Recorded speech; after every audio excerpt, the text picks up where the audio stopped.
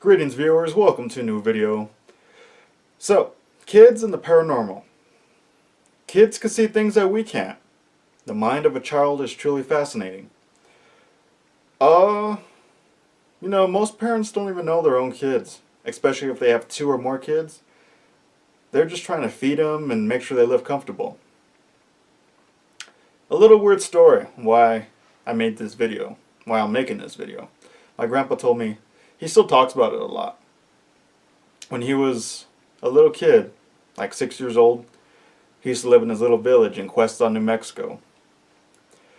And he saw this little man at this house once with his parents. He saw this little man. It was like a garden gnome size. Except he didn't have the pointy hat, you know, how normal gnomes look. He told his parents, "Look at that little man. Look at that little guy." And his parents didn't see anything. But he could see it. And he still remembers that. Like, he still talks about that all the time. He's obsessed with garden gnomes and little tiny people.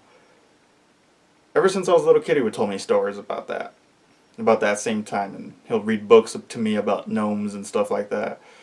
You know, it's something that he could see, but older adults couldn't see. That was a creepy little story. You know, and it's the little things in a kid that matter. How they concept things, on how they react to certain things. Try giving a little kid a piece of paper, just a blank piece of paper, some crayons. You know, let's see what they draw. And tell them to draw anything they want to. Whatever's on their head. You'll be surprised at what they draw. When I was a little kid, I used to draw nothing but war and military men, you know, little stick figures holding guns and stuff. I was into that. I used to play with little army men a lot and shoot them with BB guns and stuff like that. But yeah, see what they draw. It could be something paranormal. You never know if that kid has special abilities, or who knows. Another story about when I was a kid and I experienced something paranormal. When I was younger, my dad used to take me to abandoned trains because I was obsessed with Thomas the Tank Engine when I was a little kid. I used to watch every show and every series. You know, I was obsessed. And he would take me to these abandoned trains, like at these train stations, and you could just walk in the trains and see they'll be all empty inside. And I remember I walked into this one train. And I still remember it. It was like wooden floors, and I felt like I was in a cowboy. In the cowboy days, you know, when you step, you hear that creaking. I heard some chanting in there. I was a little kid, and I remember I had a friend named Steven. He was a little kid too. He was a little younger than me, and we both heard it. So it wasn't just me. We heard like weird chanting in that train, and I still remember it. I never told my dad about it or anything. I just told him, like, are these trains have ghosts? And he would be like, no, there's no such thing as ghosts. It's creepy little tales, man. I still remember that.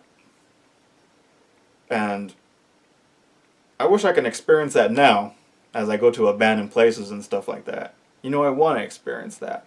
But when I was a kid, I was so vulnerable. Now, experiencing paranormal is very unique. But for a kid, it's a little bit easier. Because they're vulnerable. I guarantee your kid will experience something if you take them to a cemetery, but don't tell them what it is. You know, what those rocks and grass are, or why are there flowers here. You know, don't tell them nothing about it. Just walk around. You know, like an old cemetery. With a lot of history. With a lot of energy, you know. Just take them walking around there like a little hike. And then give them a piece of paper and crayons. Tell them to draw on how your day went.